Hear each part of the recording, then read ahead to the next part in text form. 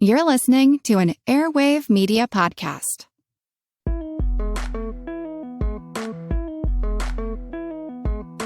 If you have a clogged drain, you call a plumber and they bring their toolkit and they fix it. I was like, I do that for conceptual things. I do that for non-tangible things. That's how I frame up design. Hi, everyone. I'm Amy Devers, and this is Clever. Today, I'm talking to Nu Goteh. Nu is a design and brand strategist and creative director with a lifelong passion for creating platforms for communities to engage in a shared experience. He holds a master's degree in strategic design and management from Parsons and has logged 12 plus years of brand experience across multiple industries with clients such as Puma, Sonos, Headspace, Everlane, and Levi's. In 2016, along with Alice Grandoit, he founded Room for Magic, an independent strategy and design studio that works at the intersection of culture, community, and commerce. In addition to Room for Magic, Nu and Alice teamed up with Marquise Stillwell of OpenBox, you may remember him from Clever episode 121, to create Deem Journal, a biannual print journal and online platform focused on design as a social practice. Now, with 3 issues out and a 4th on the way, I have to say, in my opinion, Deem Journal is one of the most important publications of our time. If you haven't checked it out yet, you have my strongest encouragement to do so at deemjournal.com. That's DEEM journal.com. Aside from all of his contributions to society, Nu is a genuinely engaging storyteller with a fascinating life and a particular gift for creating his own opportunities. So, if you listen carefully, maybe some of that magic will rub off on you. Here's Nu.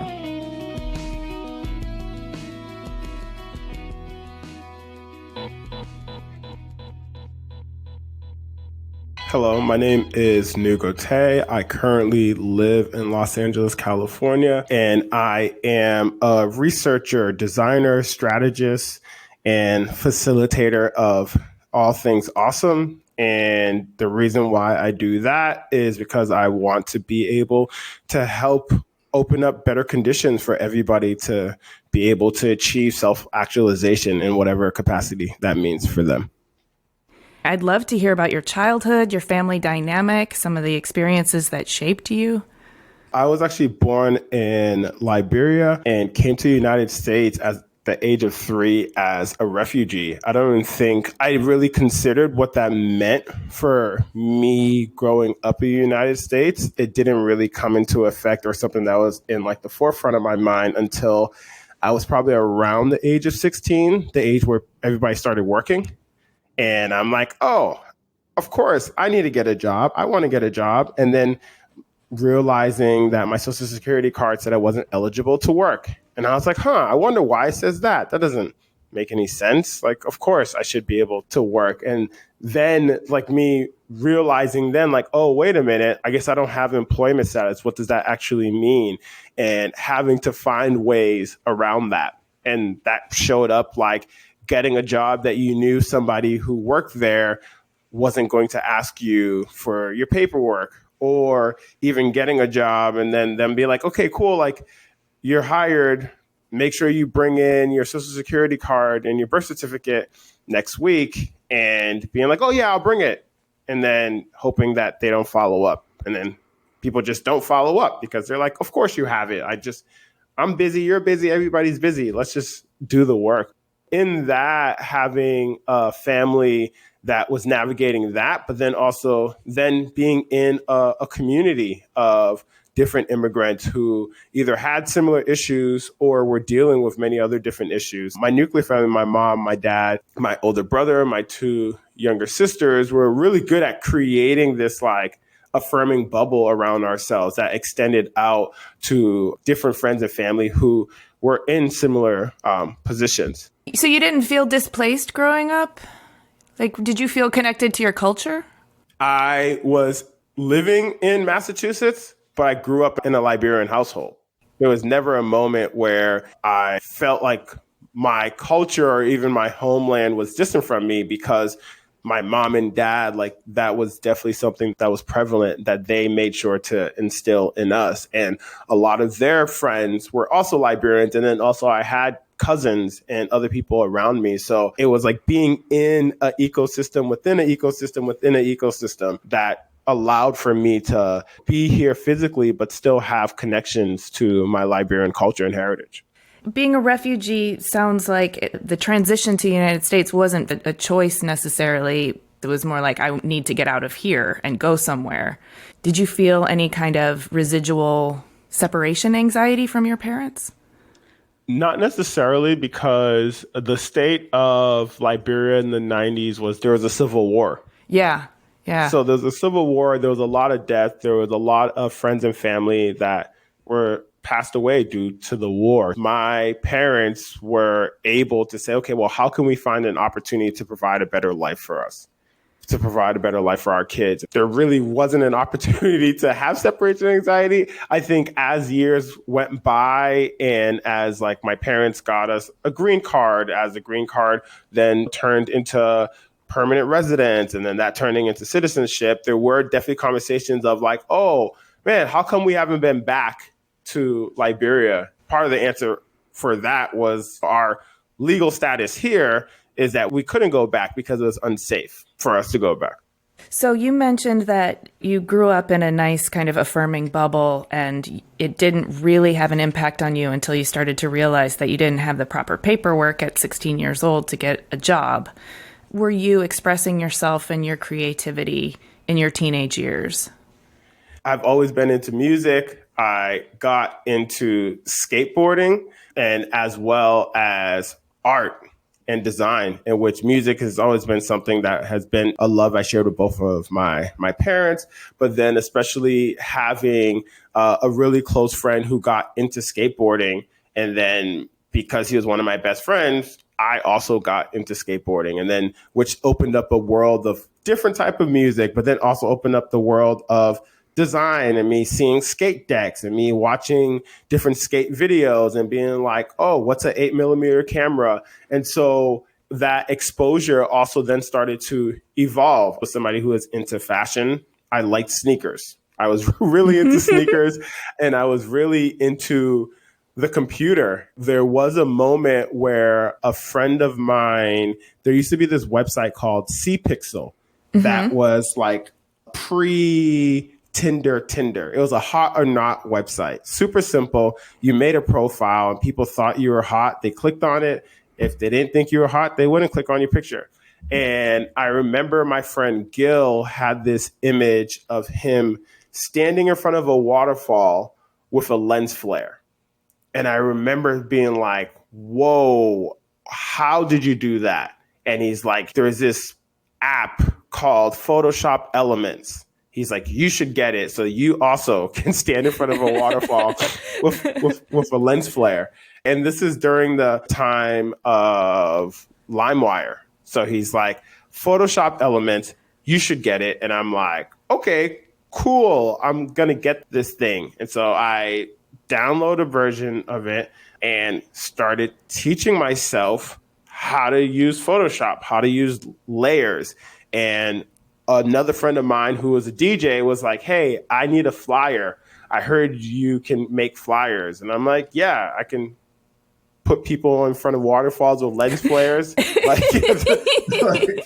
And so from there, he asked me to make him a flyer for a party, and I made him a flyer for a party. And then people were like, oh, you're really good at this. Like, make us more stuff. And so like my world of design started merging and it started just coming out of this like self sense of like being able to identify myself online.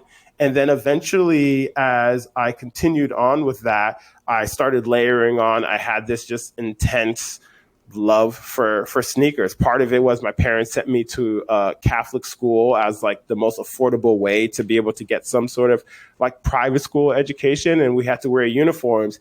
And me and my three friends would like make sure that even though we're wearing a uniform, we had cool sneakers. And then we just started bonding around that. So then that led me to just doing research and joining a sneaker forum that I think it still exists. It's called Nike Talk, in which anybody who was into sneakers at the time was on that forum. And this is before there was a such thing called sneakerheads. And this was before like companies would make limited edition sneakers. It was pretty much people who would travel to different places and try to find old, obscure sneakers. If you were just a normal person who cared about sneakers, you would buy the newest sneaker. So everybody saw that you had that shoe.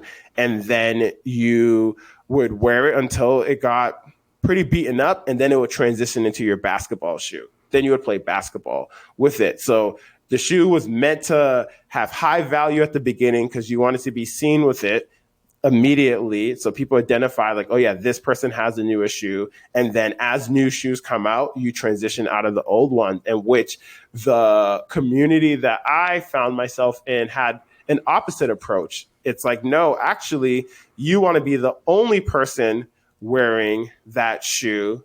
So you're not going to wear it immediately when everybody else is wearing it. You're going to wait a year or so, and then you're going to wear it when nobody else has it, nobody has access to it. And then that's what brings you value. Fascinating. Yeah. Yeah. So you were really kind of working the system, or at least aware of how you could participate in the system in your own way, with your own creative agency from a very young age. Yeah.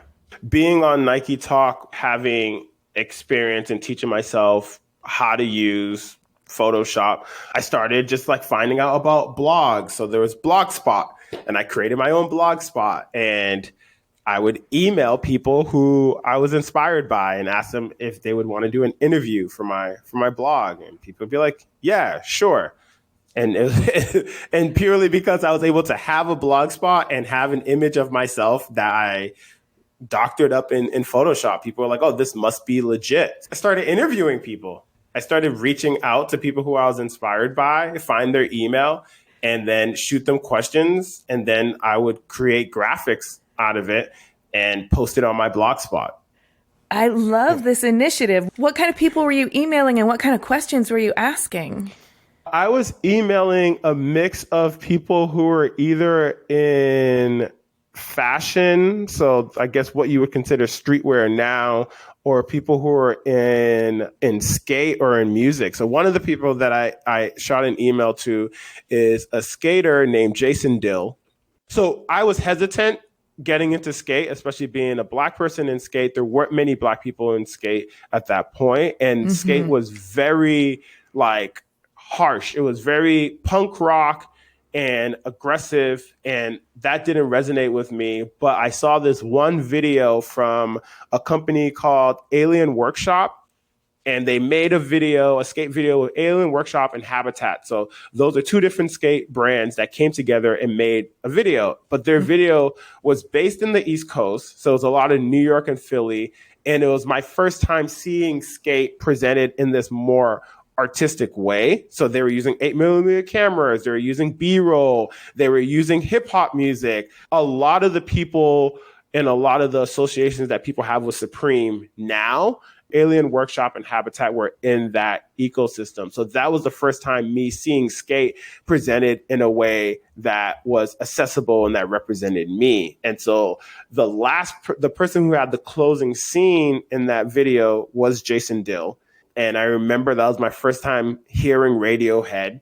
I think he was skating to Karma Police. And I was like, whoa, what is this? This is crazy. This makes no sense. And I'm like, oh, I have to interview Jason Dill, because Jason Dill is the coolest person ever. And I think around that time, he actually made a cameo when Ozzy Osbourne had his show.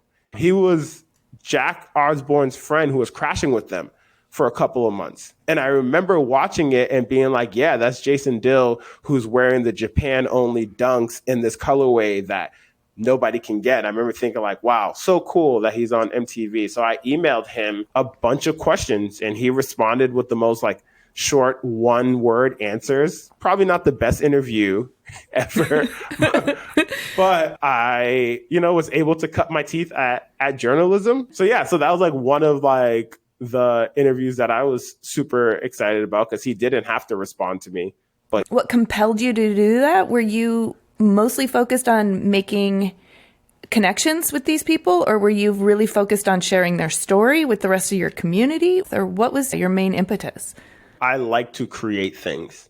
Yeah. And back then I didn't have a strategy or a rhyme or reason. I just knew I had access to. And I was like, oh, I have an idea. Okay, I want to see if I can bring this idea to life. And that was pretty much it. Yeah, that's the creative energy at the center of everything. Yeah, like there really wasn't a bigger picture to it. Like there wasn't anything that was laddering up, even though as we continue talking, you'll see that it definitely ladders up and I haven't changed a bit, but it was just me having access and then imagining and then bringing my imagination to fruition. And those cultures that you were interested in and involved in, music, skating, even fashion and sneakers, it has a kind of DIY ethos too. It's very much finding resources around you and then using those to make stuff and to communicate and to build community. Yeah. Yeah. I understand you started off your academic undergraduate career getting a bachelor's of business administration from University of Massachusetts Lowell. Yeah. And that was interesting. So I guess from an academic, scholastic standpoint, I've always been pretty good at school. Me being able to memorize things was something that came to me easily. But I was my report cards would always say, Nu's a great student. And with a little bit of more effort, he could be, because it was like, he's a B+ student, but with more effort, he could be an A student. And that would just be it across the board. And I knew why I was a B+ student. And it was because I was spending time learning how to teach myself Photoshop. I was spending a lot of time doing other things outside of school and exploring my interests. So I would do enough to be able to get the B, just shy of the A, and then take that extra capacity to teach myself something else. And so by the time I was going into college, like my parents, and especially coming from an African household, they're like, yeah, of course you're going to be a doctor. And I'm like, yeah, duh. Because I'm a good, because I'm a good child, so I'm here to be a doctor. And then what upped the ante was that we had a lawyer who was helping us with our immigration paperwork, and he was a lawyer and a doctor. And I was like, oh, wow, that's possible. I'm going to be a lawyer doctor. I have to be a lawyer doctor. Like, wow, lawyer doctor, here I come. And so by the time I was going into my freshman year, my dad was like, awesome, you're going to be a lawyer doctor. Let's get let's get you in medical first, and then, you can get your law degree afterwards. And so with that, the UMass system has UMass Worcester, and UMass Worcester is has their medical program.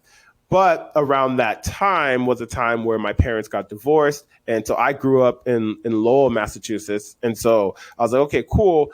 I'll go to UMass Lowell for at least my freshman year and then transfer to UMass Worcester to enter into their pre-med program. And so going into school, I started taking the prerequisites for the pre-med program. And one of the first classes is anatomy and physiology. And UMass Lowell is known for their nursing program, and their nursing program is very competitive. AKA it's meant to weed people out. So then you have me in this program that if you get a D-, that's passing. And people are like striving to get a D-. And I'm like, not understanding, like, okay, like I've never faced a class that was hard. And when I tell you I was bombing, when I tell you I was failing, I was like, I came out of that class with like a very, very low GPA, super low. I was like, academic probation low. I was around like 2.5 for a GPA. Yeah. And part of it was that the classes that I were taking were meant to weed people out. Yeah. But I mean, what did that do to your sense of self-esteem or your drive to be a doctor or lawyer? I was afraid. I was afraid because I was like, I'm becoming stupid. Because I was studying. I was studying all the body parts you can think of. I was there. We were dissecting cats. We were doing I was engaged. Yeah. But I just was not getting it. I'm like, why is this not clicking to me? Why is this not coming to me as easy? And then there was something that saved my life. Saved my life. Actually, going through that semester and coming out with a really low GPA saved my life, because then what happened was I started creating more of a community and a network on campus of people who were like-minded. And as I was going into my second semester freshman year, somebody pulled me aside and they're like, hey, I understand your GPA is low. It's really low, but you should take some classes to boost your GPA. You should take Drawing 1. And I'm like, Drawing 1? They're like, yeah, you should take it. And I was like, I don't know if I want to take that class. They're like, well, it's an elective and you're guaranteed to get an A. Everybody gets an A in that class and it will help boost your GPA. And I'm like, okay, cool. So I signed up for it. And the way how the campus is set up, there's like the engineering and business side, which is on North Campus. And then there's like the humanities and art side, which is on South Campus. South Campus is grassy and it's like open and people are playing hacky sack. Whereas like North Campus was like brutalist architecture. And it was like the opposite. Everybody is busy on North Campus. They're rushing to and from class. South Campus, people they're all like, uptight. Hey. Yeah. They're all sort of dejected from working so hard in these hard classes. Yeah. So now like there's this class I have to take, Drawing 1, that's on South Campus. And it's a studio class. It's 3 hours. I'm like, whoa, what is this? A 3-hour class that's like late? I think it was an evening class. I think it was from like 6 to 9. It was like a complete mind bend of a class. But it saved my life because I learned so much from it.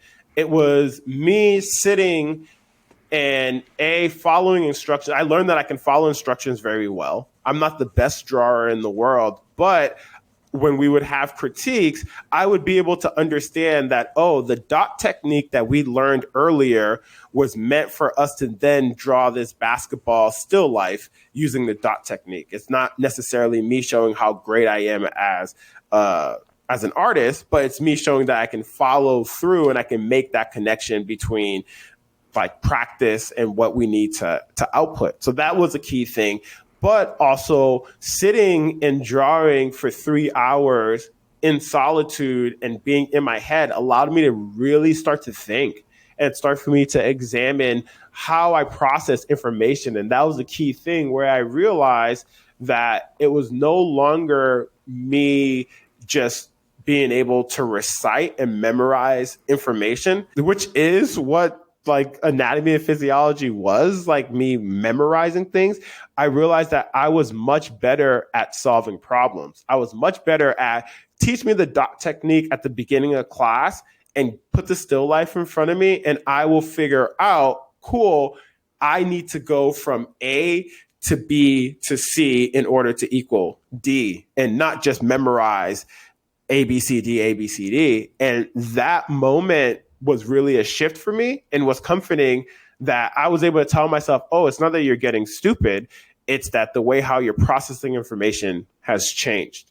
And what a glorious moment of awareness for you. Yeah. Now that I think back on it, I wonder what other influences brought me there. But that allowed me to then say, okay, you know what? The doctor lawyer thing, it may not be where I'm gonna hang my hat. And so another thing that saved me at the time was I have an uncle who lives in Liberia. He used to be a chemist and shifted careers to be a career coach, a marriage coach, and he moved away from chemistry. And he just happened to be staying with us because I think he was giving a talk somewhere. He was on some panel, And him and I were just talking about like my interests. And I think he understood and he resonated with me saying that I didn't want to be a doctor lawyer anymore. This was after I figured out like it just wasn't going to be feasible in the way how my mind was currently working.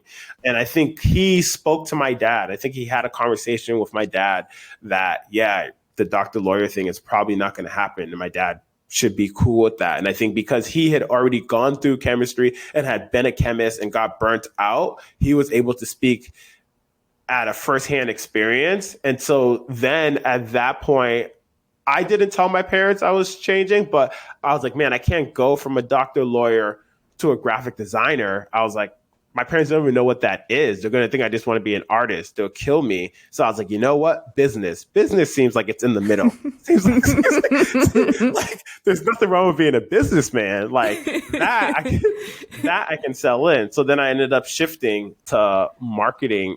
Yeah, marketing and management. And I can see the creative thread there. So business is a nice compromise. And you went through, you got your bachelor's, and did the business education actually really resonate with you? And are there still things that you pull from?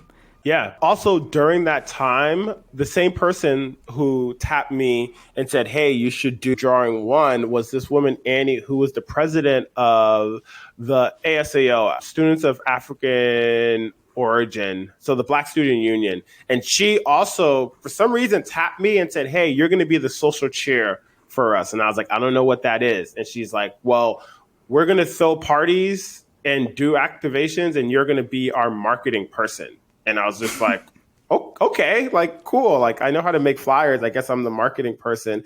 But so that also was like super early in me being put in a position where I'm like, oh, okay, well, how do I start to engage community?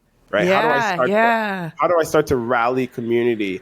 And so around that time as well, I was still very interested in sneakers. I was on the forums and then found an opportunity to start blogging for a sneaker blog. And back then, there was only 2 sneaker blogs. There's a blog that you know now is Hypebeast, and then there's another one called Freshness Mag. And I was blogging for Freshness, and one day, I became an RA. It was very short-lived because I didn't write up enough residents, so I ended up getting fired from being an RA. Because you weren't a narc?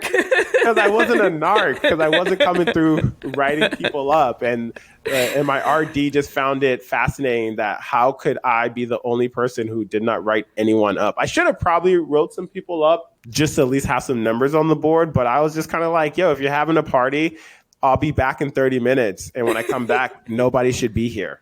And that usually would work. People would be like, okay, cool. Like, we're going to disperse. But with that, I had some residents who were freshmen. They went to a career fair and came back, not even a career fair, but like a freshman fair where it's just like they stuffed these freshmen's bag with a bunch of swag and a bunch of just like Chosky cheap stuff. And I remember somebody was looking through the bag and I saw a flyer for an event. And the event was about music, art, and fashion. And I was like, oh, this looks so cool. This must be in New York because only cool things like this happen in New York. And then I'm like, no, well, if the flyer's here, it must be local. So then I asked, like, hey, can I have this flyer? They're like, sure. I went back to my room and I Google searched. I guess I Google searched whoever was putting it on, and I found that there was an agency that was putting it on. And I emailed every single person that was on their contact list. I'm sure if I dug through my Gmail, that email exists somewhere of me asking them to introduce myself, saying that I do marketing, but I also have a background in graphic design, and I would love an internship. And the following morning, they gave me a call and they're like, hey, we don't have an internship, but we would love for you to come in. And I'm like, okay, cool. So I ended up going for an interview, which my brother was like, you have to wear a suit. He's like, make sure you wear a suit. And I was like, you think so? I was like, I don't know. He's like, yeah, wear a suit, man. You're going on an interview. I didn't really have a suit. I got a suit. I wore the suit. I just remember they laughed at me. They laughed. It wasn't a suit type place, was it? It wasn't. It was not. They laughed at me and they were like, what? And afterwards, not even afterwards, they were just kind of like, don't ever wear a suit here ever again. Don't ever do that. And I was just like, oh, okay. But they ended up offering me, they're like, we'll make you an internship. They did a position for you. They created a position for me. And the irony was that my parents hated that I spent a lot of time researching sneakers, and they hated that I spent any time graphic designing. Like, they hated it. And so African parents have a way of like simplifying everything into just one insult. And the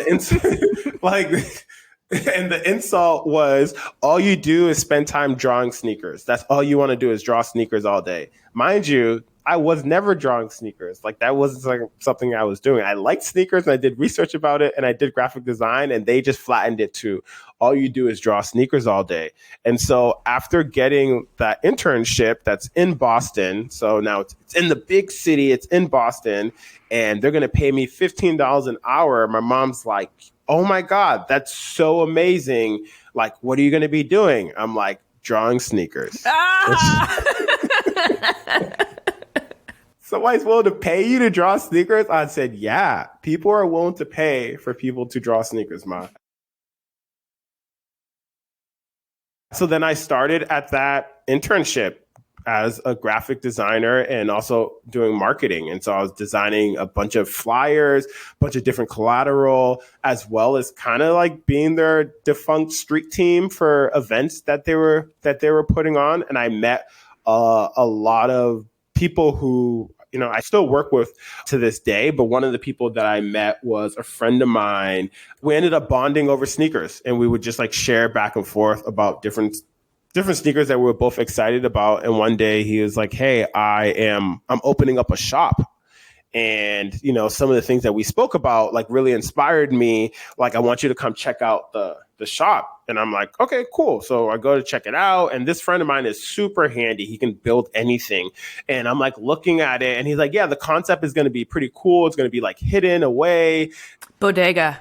Yeah. And so he's like, yeah, man, like, you know, a lot of the conversations that we had like really helped, like inspired some things. Like, you know, we don't have any money, but if you want to help us, I'm like, sure. So I would help my friends do odds and end things. We just like, hey, y'all trying to order a zillion laces? Like, yeah, I could see where we could order a zillion laces. Or being like, hey, I know a shop in Lowell that has dead stock sneakers from the 90s that they just sit on, that you could probably go and buy the whole allotment from them. And so then I found myself transitioning to hanging out at the shop and helping out and doing odd and things for them. And which one day, while I was still blogging for the sneaker blog, now this is when I was like peak sneaker addict and I was in it 150%. One day, the VP of marketing for Puma came into Bodega, and one of my friends was like, oh, you should meet him because I know you want content. You should go talk to him. So I got introduced to him. We had a conversation. He gave me his card, and then a light bulb went off, and I was like, oh, I should ask him to be my mentor. I was like, forget the content. I need a mentor. And it was a simple idea that I had that, oh, if I want to have all the sneakers in the world, instead of me buying them, if I work for a sneaker company, I can get all the free sneakers I want. And so I was like, that's the job that I need. I need to work at a sneaker company. So I asked him to be my mentor. He said yes, he was down with that. And then I started going to Puma maybe like once a month and talking about me. And then eventually they realized that I had so much knowledge in terms of sneaker culture as well as just the internet, because I was on the internet religiously. And so they were like, hey, we would love to be able to make you an intern if you're available for it. And I'm like, yeah, I would love to have an internship at Puma. And so the interesting part was that I was only a sophomore at the time. This is brilliant. Yeah. And so I go back to my school and I say, hey, I got an internship opportunity. And they said, no, you can't. because you either have to be a junior or senior to have an internship. So you can't have an internship. So then I went back to Puma and I said, my school said I can't have an internship. And they're like, fine, we'll make it a part-time job and we'll just pay you. Don't worry about the credits. And I'm like, awesome. So then I started as an intern at Puma. Damn. So they created this position for you and they were willing to make it whatever it needed to be so that you could actually do it. This must have been incredibly validating. And it was also kind of because you had the initiative to ask someone to be your mentor, which is you exercising your creative agency in the world. Yeah. So yeah. And then, I mean, it was like the perfect storm of me being somebody who understood sneakers and understood the internet. And and this was during the time where like print was king. Everything was about print. And I would say, hey, there's these blogs called Hypebeast, Nice Kicks. I was like, all these blogs that are awesome that we should work with. And everybody would be like, blogs? What's that? And I would be like, well, if you gave me budget or if you gave me an opportunity, like, I think I can get other sneakers to sell out and not just the sneakers that are limited edition. And so they gave me the opportunity and I would like pool my friends. And I've always had really talented friends that are great at creating. And I would like one of my best friends, Eastman Garcia, I'd be like, hey, East, let's shoot this campaign for these shoes, even though a campaign was really us just doing lifestyle photography. Because back then there wasn't really lifestyle photography. Back then people would just find a catalog and you would just take a screen grab of the catalog. And that's what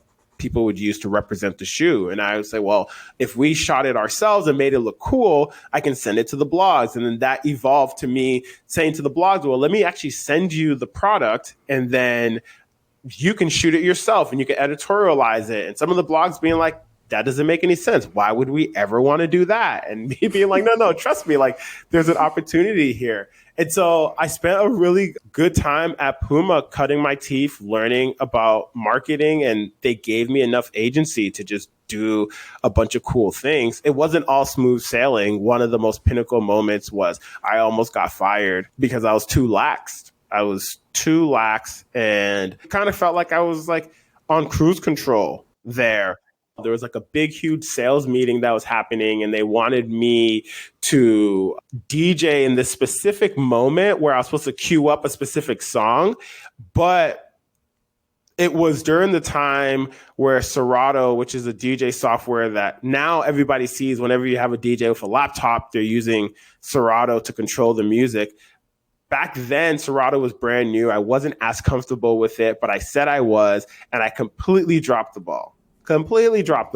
And luckily, the person who spoke to me, who's a really great friend of mine to this day, Teo Kitel, pulled me aside and said some things that have resonated with me forever. And he was pretty much like, hey, you're too lax. You're not hungry anymore.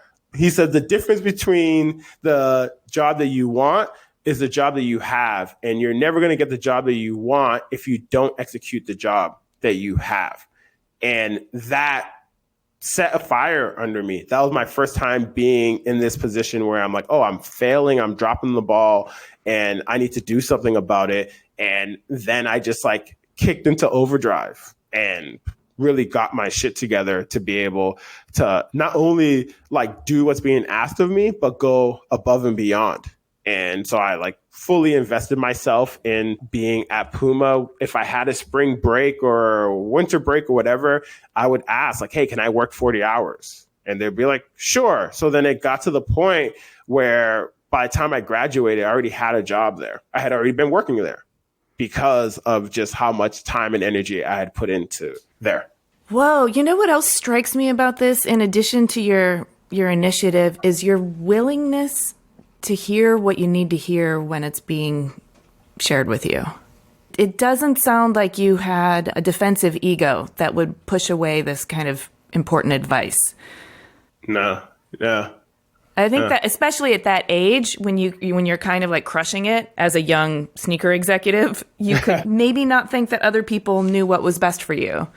But apparently you have the ability to take that in when you need to. And also lean into it, because I've had to have conversations with people like Teo had with me. But one of the key differences, like you're saying, is that I didn't take it as a personal attack. Yeah. I took it as, oh, this person is giving me the answers to the test. This person is giving me exactly what I need in order to succeed. And I'm not going to let shame keep me and make me like shrink. I'm going to like rise to the occasion and exceed expectations. Yeah. What a beautiful characteristic you have. Yeah. So I know you at some point went back to school and got a master's in strategic design and management from Parsons. Can you kind of fill in the gaps for us? Yeah. So I guess a super quick speed warp fast forward was after Puma, I worked at Red Bull. After Red Bull, I worked at Sonos. And the common thread was I really became good at adding value in terms of creating brands and creating desirability for inanimate objects. So that really was a trajectory that I carved out for myself. But then I was also victim to my own success, because then it became very easy for my managers to only perceive me as the cool black guy who only wants to do cool black guy things.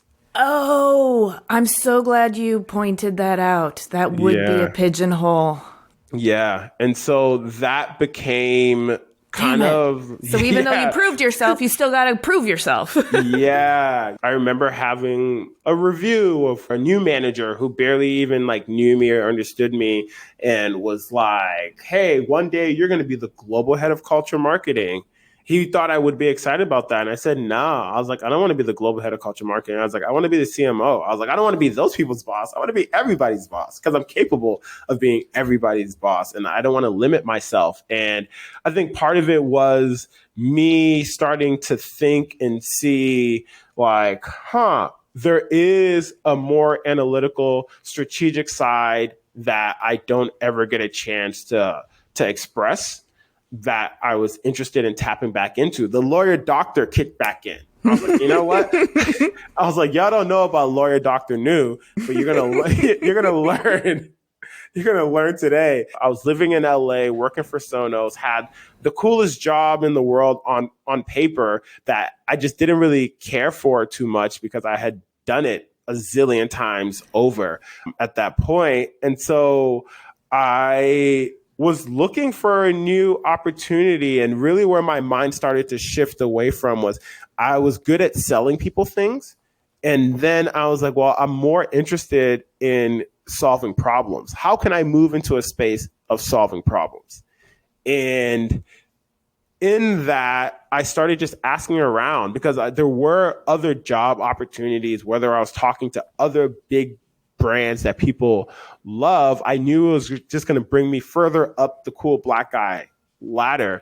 And so I had a conversation with this gentleman named Aaron Meek, who is like this ambiguous creative director who just works on the coolest shit. And I was like, Aaron Meek, what did you go to school for? And he's like, oh, I went to school for engineering. And I was like, oh, you went to school for engineering, but you're not an engineer. He's like, no, but I think like an engineer. So then that set off a light bulb.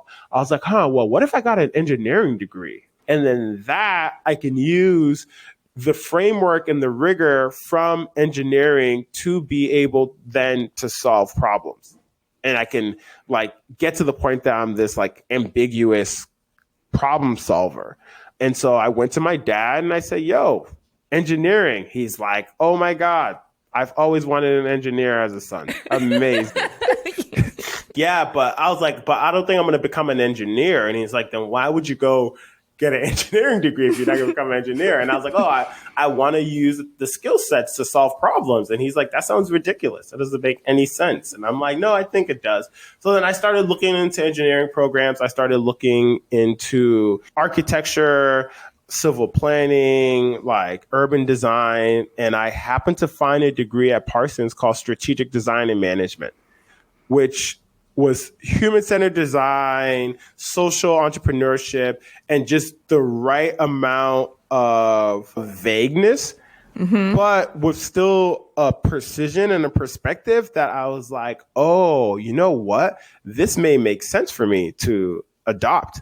And so I ended up enrolling in the program. The program was probably 2 years old at the time, kind of ambiguous, still was forming itself. And that's how I was able to then shift into the world of design with a capital D. And when I got there, and after being there for a bit, I was like, oh, this isn't much different from the work that I've been doing. Now I just have a vocabulary to be able to frame it up in a different way. Yeah. Yeah. And you also now have this line on your resume that says you're a strategist, which is, it seems like a bridge for not just doing the cool black guy stuff. Yes, because then going into design thinking, coming out of it, I was like, okay, well, what does this mean? After 2 years of being in a very theoretical program, I started asking myself, okay, well, now how does this translate into something tangible? And people were like, oh, you should consider strategy. And I was like, oh, well, I don't really know what strategy is. And people were like, oh, yeah, you would be a great strategist. So then I started asking around. I started asking people, what is strategy? And one of my best friends was working for an ad agency in San Francisco. And I asked him if he knew any strategists. He said, yeah, he connected me with some people there. And then that ended up turning into an interview, even though I didn't go into it for it to be an interview. And I still had a whole semester left of school. But in typical my trajectory, they were like, hey, we want to offer you a position as a strategist. And I'm like, everywhere you go, people are creating jobs for you and you're not even out of school yet, Nu. I mean, it's a gift and a curse. So then I ended up having to postpone graduating for a year and finishing that semester. And I moved to San Francisco and became a strategist. And part of it was they were excited about service design and design thinking and having that as an offering. And I quickly realized before they realized that it just didn't work in their business model. And especially that agency was known for big, huge con lion winning creative ideas, and which human-centered design isn't that theatrical. It's not going to win you a con lion. And so the work that I was put on wasn't the work that I was hired to do, but rather than running from it, I leaned into it and I learned how to become the best strategist ever. And when my mom would ask me, because when I graduated from Parsons, or even when I went into the program, she's like, okay, so what are you? What do you do? And I would tell her, I'm a plumber. And she's like, what do you mean? I was like, if you have a clogged drain, you call a plumber and they bring their toolkit and they fix it. I was like, I do that for conceptual things. I do that for non-tangible things. That's how I frame up design, is plumbing. And so by the time I took that strategist job, she's like, oh, so now are you still a plumber? And I was like, no, I'm a used car salesman. And she's like, what do you mean? I was like, I use research and data to be able to sell ideas. And the ideas I was selling weren't that great ideas. So I thought of them as used cars. Oh, yeah. You're a storyteller, too. I mean, the way you're framing this up makes it so easy to understand and digest. You founded Room for Magic, which is an independent strategy and design studio that works at the intersection of culture, community, and commerce. Can you describe the work that you do, the values of the organization, and your own personal experience of creative agency as the founder of your own studio? Yeah, so Room for Magic really came at a pivotal time for me. So after grad school, working at an ad agency, I learned a lot. I had another tough learning lesson moment in which one of my first projects as a strategist, I completely bombed. Nobody told me what a strategist is and what a strategist does. I saw a job description. It looked very similar to things that I've done before. They were impressed with me and awesome. We're off to the races. And so I had a very talented director of strategy that most people did not like working with. And he kind of didn't like working with most people either. But for some reason, he took a liking to me. And I started working on a project with him and another junior strategist. And by the end of it, I had a lunch scheduled with him, my manager. So he managed my manager and then the other strategist. And the lunch was pretty much for him to insult us and say that you do not know how to do your job. Oh, my God. I can't remember what we ate for lunch, but the conversation itself was very insightful because I learned at that moment what the core of my job was. And he said it, you don't know what an insight is. So then at that moment, I'm like, oh, my job as a strategist is to produce insights. And at that moment, I leaned into the conversation and I asked him, what's an insight? And he couldn't tell me. He couldn't really tell me what an insight was. I think it's something that he had just been living with all his life. Of course, you know an insight when you see it, but he couldn't really tell me what an insight was. Mind you, for context, he is a very difficult person to work with, and I could see why everybody hated working with him. But that lit a fire under me because I like challenges and I like figuring out things. So I went back. I did a lot of Googling to start to understand what an insight is. And I ended up creating myself this like cheat sheet to get a better grasp of an insight. And what I came out with, it's a human truth that is shared with everyone, but it's not until you put it in the right perspective that people see it. Oh, that's your job as a strategist, is to produce those insights? Yes, because you remember, I was a used car salesman. I was selling ideas, and the main tool for selling an idea is an insight. And so what that means is when you go to a client, you want to be able to have them go, oh, why didn't I think of that? Here's a cheat sheet for everyone is comedians. Comedians are strategists. Comedians write insights all the time. Whenever Jerry Seinfeld goes, you know what's interesting about donut hole? That anything that follows that, you're like, it's funny because it's true. Right. And yeah.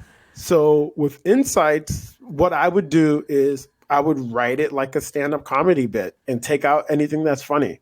And then it's just the stuff that's true. And so at that point, a client will say, oh, you know what? We didn't think about XYZ problem that way.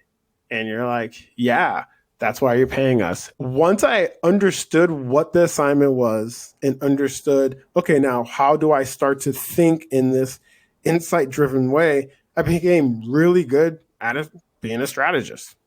I became like their star strategists that they would put on many different projects. And even to the point where that document that I created for myself became something that I would use to onboard junior strategists who had just joined and people who had transitioned into strategy. A lot of people, when they have an insight, it's sort of an unpredictable epiphany. How do you have insights on demand? That's the hard part. The way how I compare it is when somebody says, hey, make me laugh. There's so much context that goes into understanding somebody's humor.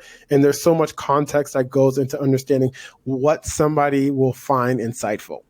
What would somebody find to be a nuanced truth that they agree with and they've experienced, but never really looked at it in that perspective? And so I became just good at understanding, at least getting a good gauge of context. Okay, well, what's this person's lived experience? How could I start to get a good understanding of what the client's expectations are? What are their cultural references? What are the things that excite them? What are the things that bother them? How do I shape an idea around that? So it's usually much more of a discourse, and even in stakeholder interviews, spending a lot of time getting a good understanding of the context around the company, their culture, helps you to be able to write phenomenal insights. So when you have stakeholder interviews, aren't they sometimes trying to use this insight to sell their product to somebody else?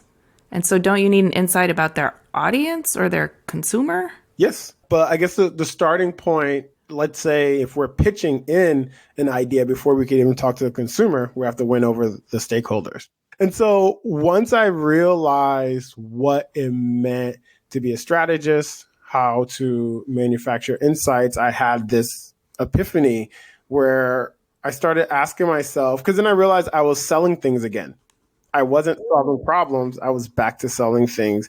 And I was more interested in, okay, well, now, what does this mean for me as a plumber turned used car salesman who has these skills? How can I start to actually combine that with my passion for community, culture, and solving problems?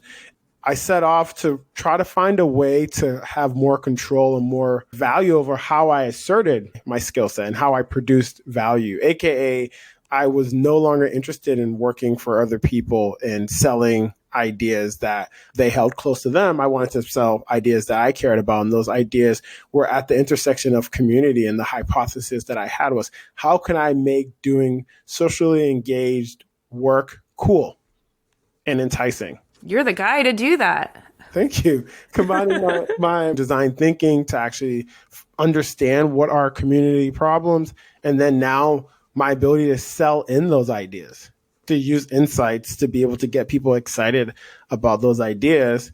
That was the foundation that created my studio, Room for Magic. So on some level, I mean, you've got the skills, you've got the passion, you know where you want to aim all of your energy. Do you also have like confidence, or do you have naivete when it comes to starting your own studio? I think you need both. I think naivete is a huge component of success, because if you ask most successful people about what they're doing, they're like, yeah, if I would have known it was this much work. Yeah, I never would have done it. I probably wouldn't have done it. I heard a quote the other day: we don't need permission to do the things that we want to do. I really carry that with me because, similar to my past lives, I entered into a space. When I started off as a strategist, I sucked at it. I was told by the person who hired me, like, yo, you suck at your job.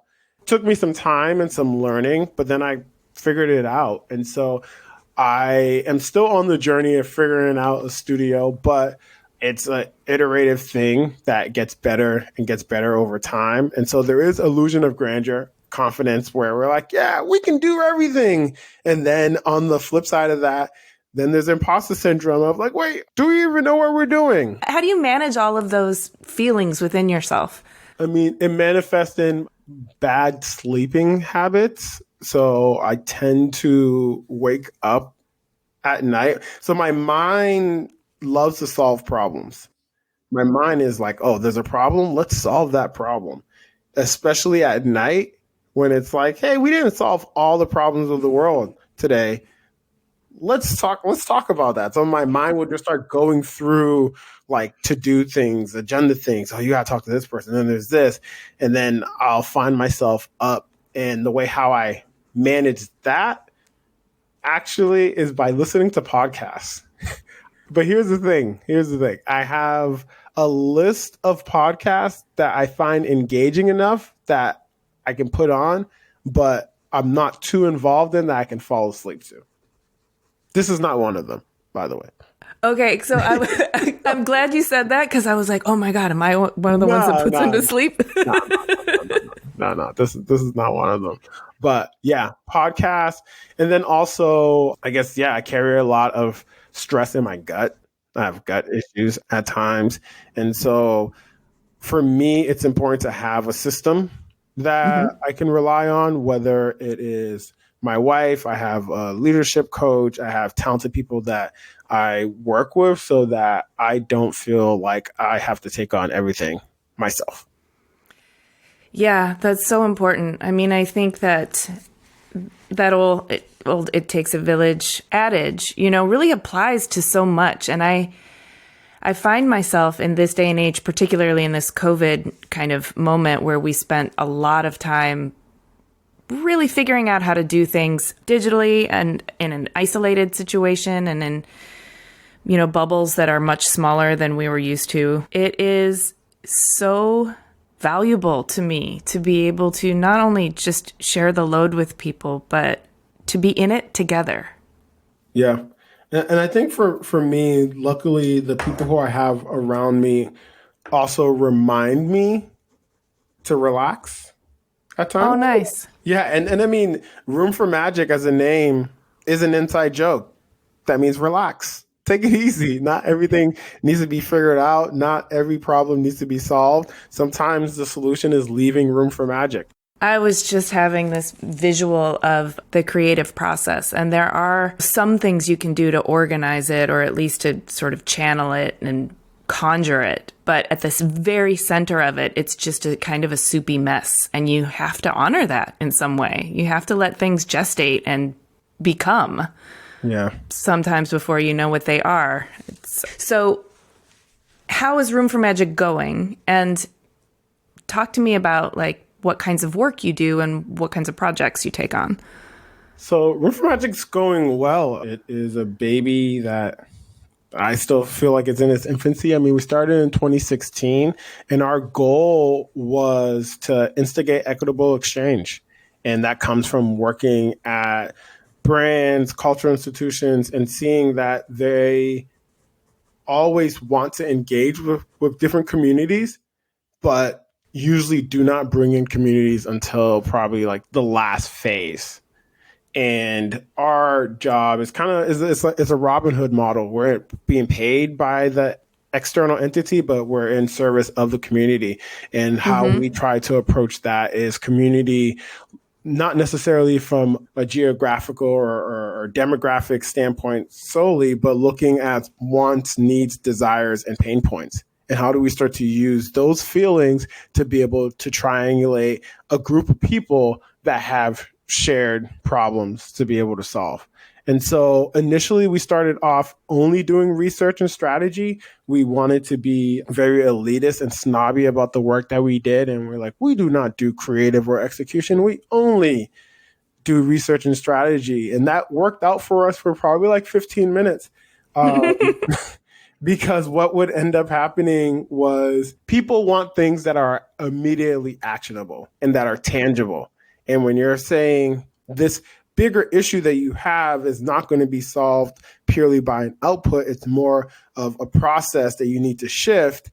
They're like, I don't know how I'm going to justify that to the board, or I don't know how that's going to be justified to whoever they need to justify it to. So a lot of times what we started to see was that actually the best way to be able to sell in the strategy that would be the most impactful is by attaching it to the creative, but not necessarily letting the creative drive it, but letting the research and strategy drive it. So some of the clients that we've had include Headspace. We worked along with Headspace to help them start to identify blind spots when it comes to bringing mindfulness to the world, in which they realize that, oh, wait a minute, the world actually includes way more people than the demographic that uses our platform. And so it was exciting to be able to have a client that trusted us to allow us to point out where they suck at things. And it led to some very interesting conversations that then led to us helping them develop and launch a strategy for hiring new meditation teachers into their app, in which when we started the process, I didn't really think anything of it. It wasn't until at the end of it that they were like, no, like Andy's the co-founder. Andy has been the only voice in the app for like 13 years. Then Eve joined him 3 years ago, and we've never hired any other meditation teachers. So they're like, actually, you just helped us do something monumental. And we're like, awesome. So then I was like, well, can we do it again? Can we start to create a process or framework that will allow for us to move beyond just 4 meditation teachers? What does it look like for 6 meditation teachers? And so the teachers that we actually helped them to hire is this awesome woman, Dora, and this gentleman, Kasanga, and which are both Black. And that also came out of the research that we did, that we're like, oh, if you're looking to engage more with specific community, representation matters, not only from an identity standpoint, but also a lived experience and content standpoint. And that is something that you need somebody who is part of that community to be able to be the steward for. And they were open to that. That was such a great example. I totally see how you're serving community at the expense of the person who actually wants to reach the community. So it's a very win-win exchange, or equitable, as you set out. Yeah. So that's great. Are you finding that you're attracting the right kind of clients who are willing to work with you in this way?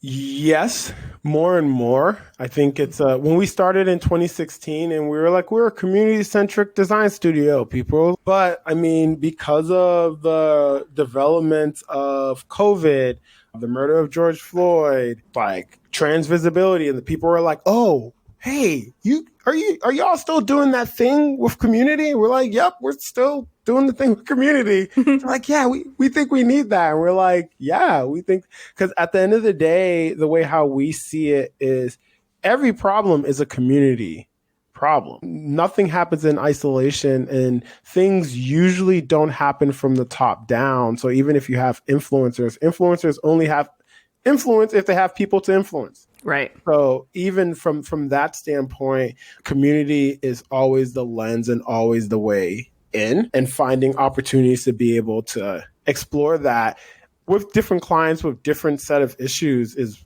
what tends to excite us. And it shows up in different ways. And so whereas previously we were very much strategy and research and that's it. And then as of recent, we've actually started taking on more creative work. And part of that is because we have our publication, Deem Journal, in which people started seeing Deem and they were like, hey, who does your branding? Who does your social? And I'm like, well, we do. And they're like, do you offer that? And I'm like, no. And then capitalism will come knock on the door. And I'm like, yeah, we kind of keep these lights on. So sure. So yeah, but all our creative endeavors also have a community focus. We did an awesome rebrand for the Michigan Justice Fund, really helping them to start to just reimagine what a brand could be that's meant to serve communities at the intersection of the carceral system. We just finished launching a site for Herman Miller for their diversity and design initiative, and trying to create a platform that will help to really democratize the world of design and bring in many different types of designers into that world. And then we also got an opportunity to do branding for a development in Detroit. A for-profit and nonprofit coalition called Develop Detroit bought a plot in the Sugar Hill district of Detroit and turned it into like a mixed-use building that includes housing, veteran housing, as well as artist studios and retail spaces. And we got a chance to do the actual branding for the entire building. So right now the projects range, but at the core of it, it's still community. And at the core of that, there still is just this hunger to use creative and strategy to instigate equitable exchange between communities and external entities. I love it. So you had mentioned, as if you didn't have enough on your plate already, you mentioned Deem Journal. And I really, really want to get into that. I am a huge fan of this project. It's a biannual print journal, an online platform that's focused on design as a social practice. Can you share the ethos behind this platform and the impetus that compelled you and your collaborators to embark on this project? So Alice is a partner in Room for Magic. So when Alice and I decided to start Room for Magic and take on projects, not all the projects we were getting were awesome social justice projects. I mean, both of our backgrounds comes from brand. And so in that, a lot of the work that we were getting were brand things. It would be like, hey, Puma and Sesame Street want to do this product launch. And we'll be like, okay, cool. Like, we'll do it for them. We just won't put it on our site. I mean, we don't have anything on our site right now, which is going to change soon. But with a lot of the work that we were doing and the things that we're interested in, we weren't always finding the opportunities to do the research that we cared about.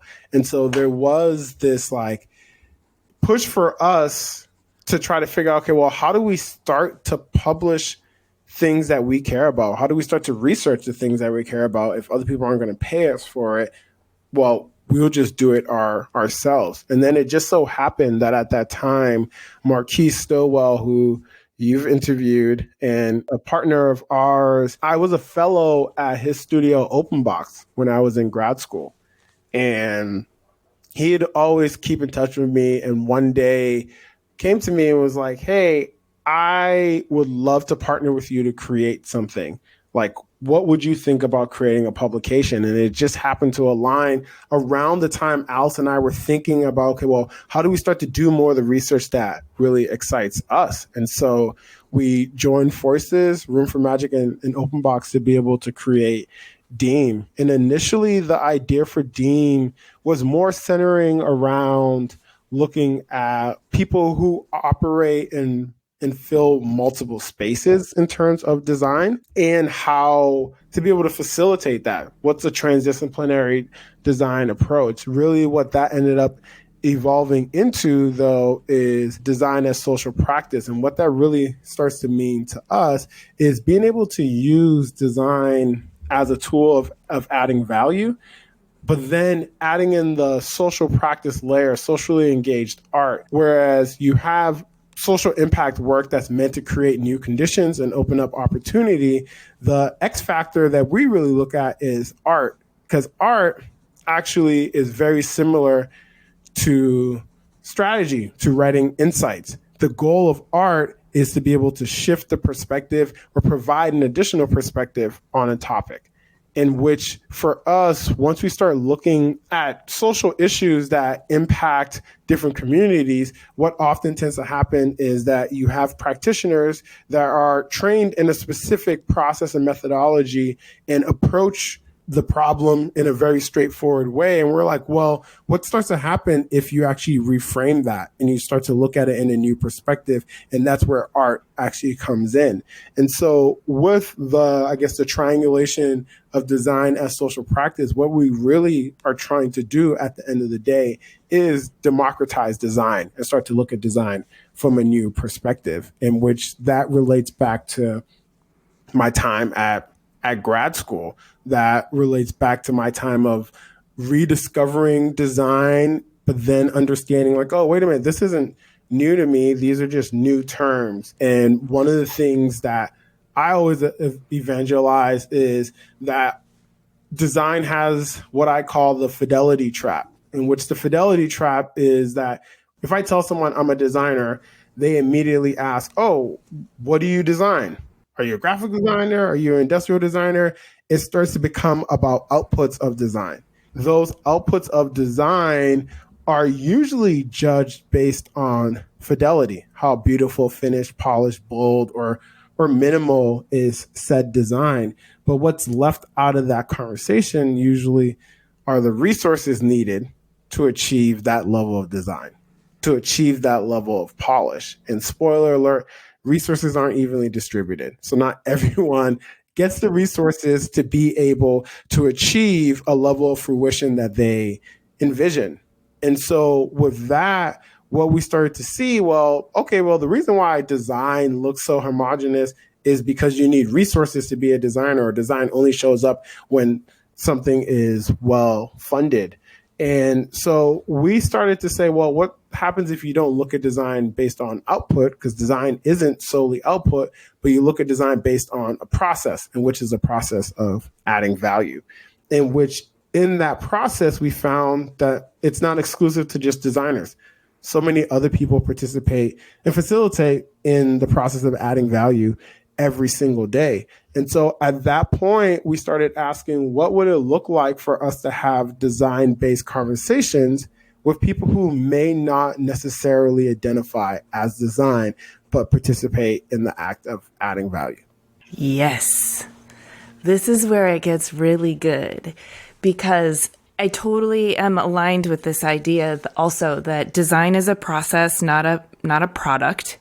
And that process is something that is in everything. Every decision is a design decision. And if we don't recognize it, then we don't harness it, or don't design with intention, or bad actors design with evil intentions and we don't catch it. One of the things that Deem does so beautifully is tell these rich stories and elevate the work of amazing people who are doing things that are very much about adding value, but are non-traditional in terms of what we might consider practicing designers. And so in doing so, you're blowing open the definition of design as our culture understands it to be. I think it's so misunderstood in our general culture that the value of it is also not being shared, and it's as it could be, and it's also not being celebrated as an opportunity or an option for people who see it as only for those who are extra resourced. Yeah. Issue 1 is a great example. So issue 1 features Adrienne Marie Brown, known as a writer, doula, activist, 2 times New York Times bestseller. When we initially approached Adrienne, there was some hesitancy. We're like, hey, we want to put you on the cover of our first design publication. And it was like, you sure? Me? Why me? And there was some convincing. And when we actually went to her house in Detroit, had an awesome photo shoot with her, in the interview, she was like, you know what? The work I do is design. And we're like, yeah. We're like, yeah. We're like, that's it. That's what we want to get across. And so for me, the sleight of hand that we pull off is that at its core, Deem is a pretty theoretical academic journal. It is because when I was writing my syllabus and I needed to buy reference books, I was like, oh, Deem is more akin to these than any other publication that I've come across. But like I said, the sleight of hand that we do is how do we ground it in community? How do we ground it in people? How do we make it into something that's enticing and engaging so it doesn't necessarily read as academic journal that only people in this specific practice can engage with?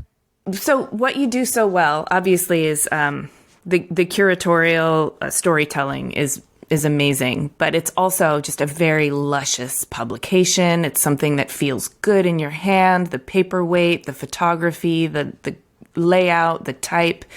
It makes you want to dive into it. And then your mind is so edified by the experience. I mean, so many publications are just kind of like shiny and they're just trying to get your attention for a little while.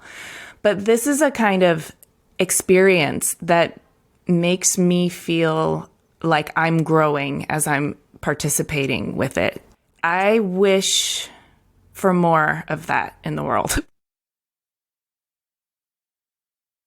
So can we talk about your creative process as it's related to Deem and also, everything else that you do? So you had mentioned the first issue, which the title of it was Designing for Dignity. Yep. Issue 2 was Pedagogy for a New World. And you've just released issue 3, which is Envisioning Equity. Yep. And so I'm wondering what you can tell me about your process with, like I said, it's a very luxurious experience, but it also feels really edifying.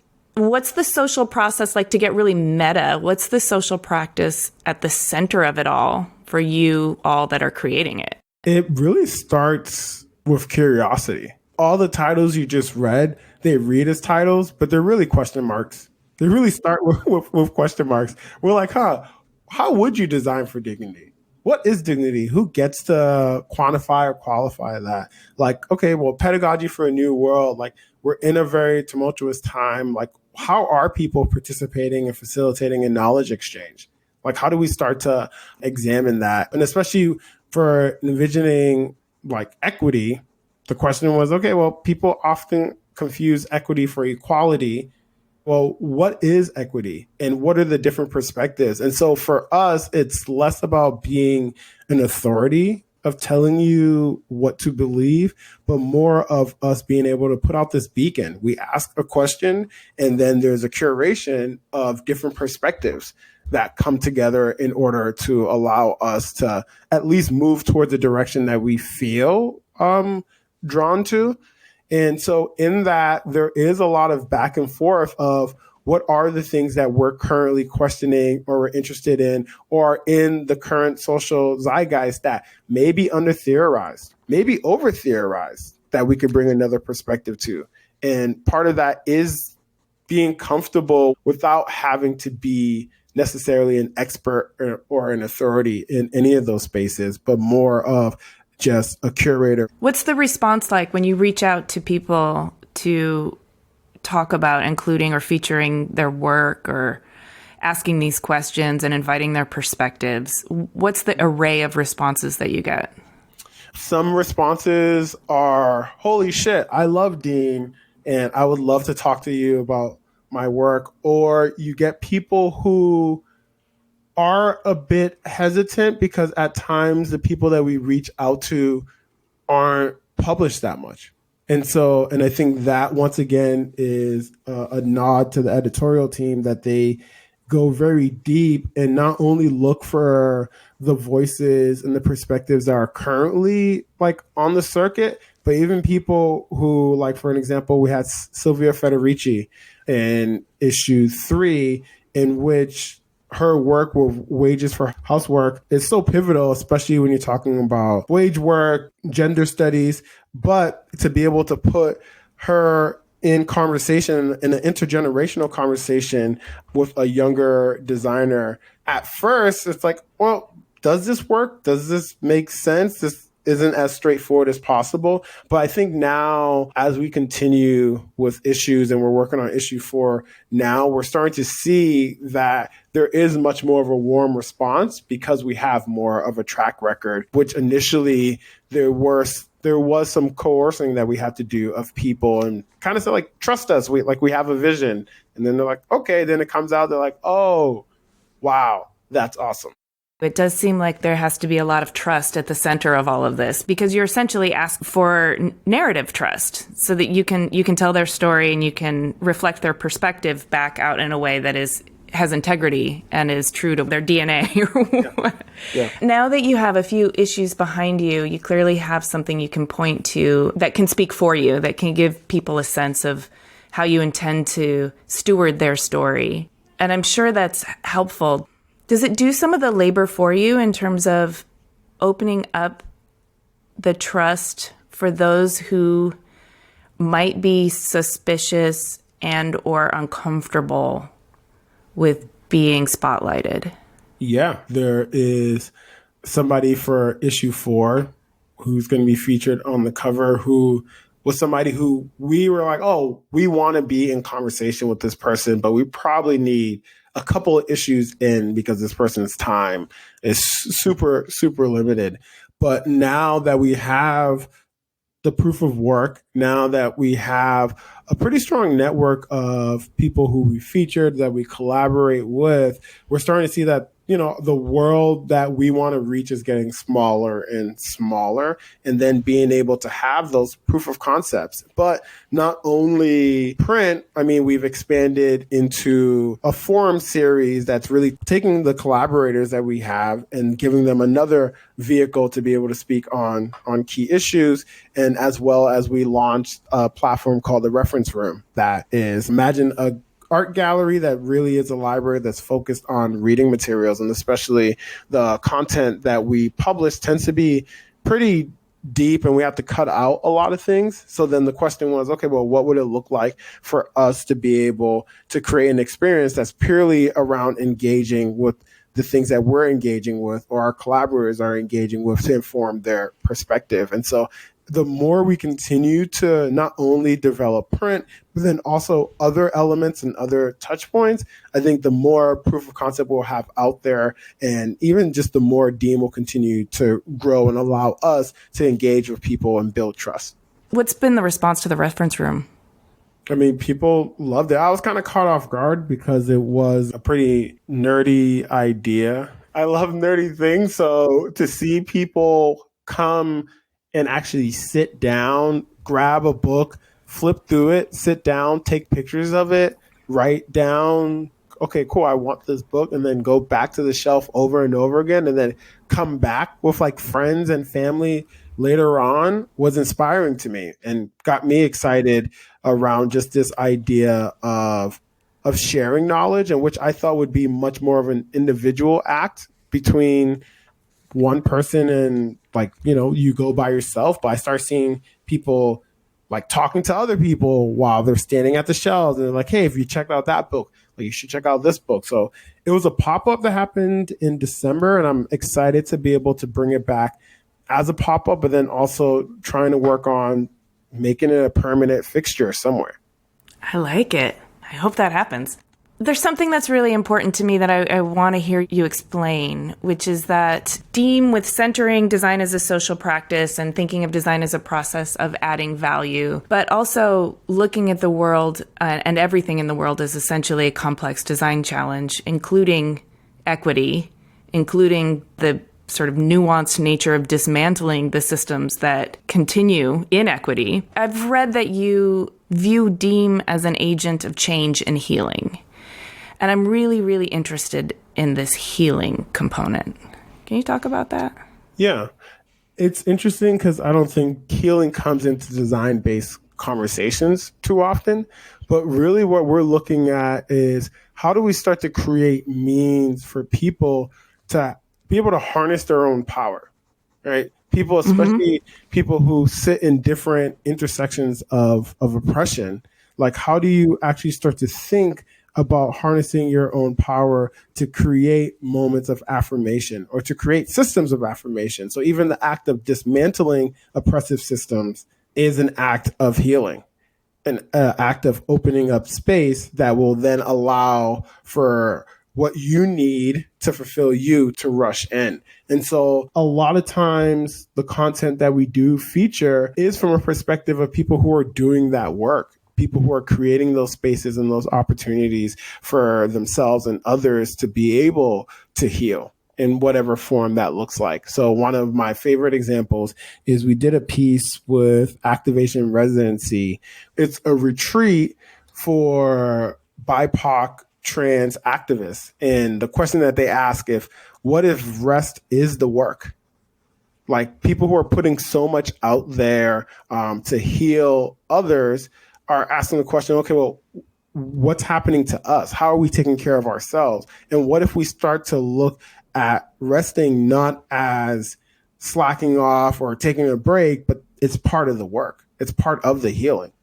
And so we wanted to be able to put that out there as a design challenge. Like, what does it start to mean to think about having restorative practices within your design practice? Who and what are the supporting factors and cast in your life that help you stay vibrant, engaged, hopeful, and committed? The number one, not even supporting, leading, my wife, Christina, just one of my favorite creative partners to just bounce things off of, but then also calls me out on my bullshit. And we need somebody who can spot that and call that out. But then also, I just have a lot of talented friends and family that I keep around me, whether it's my older brother or it's even my younger sisters who are super creative and just always interested in new things. And then my partners, like especially both Alice and Marquise on the Deem side of things, always just keeping me sharp, especially Marquise pushing for us to like think about things in a more expansive way. And Alice is really the one who, like, when you think about healing, like that's like part of her ethos and what she brings to the table. And so I think I have a good combination of all these great inputs, and my other two best friends, Stan and East, just being able to call them up after a client call and talk shit for a moment before I hop into another one. That does sound like a really vibrant ecosystem with lots of checks and balances. Okay, you're a DJ, an enthusiast of vintage home decor, and an educator. You teach in industrial design at Parsons. These are three really important things. When you talk about home, music, and education, these are really cut to the core of human empowerment, I think, in terms of restoration, like we were just talking about at home. Music is art, emotional resonance, community storytelling. Education is the knowledge and skills. So does it feel this way to you? I mean, are these just hobbies, or can you feel what they're empowering within you or how they're fostering your own personal growth? I mean, everything is a hobby for me until you have to charge for it. Yeah, until I have to charge for it. I don't think there's anything that I'm doing now that I didn't already do for free. I'm still the same person who's drawing sneakers every day, according to my mom. So I see them occupying different spaces, but they all inform each other. And so even my class that I teach at Parsons called Design Dichotomy, like a major part of it is I'm trying to help my students start to think through how do they better articulate their perspective when it comes to design. And one of the ways that we do that is we have a design mixtape.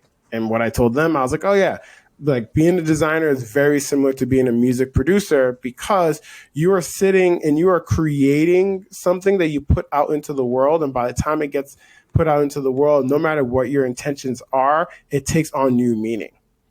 and it takes on a new perspective. Music does that. Design does that. I interweave music into my design classes, and even talking about the vintage home decor. That is something that my wife and I started when we were in Oakland and has turned now more into her personal interior styling practice. But that is still something that her and I both enjoy, and her and I both interweave just into our lives in general. So I would say they all overlap. They all operate on different levels.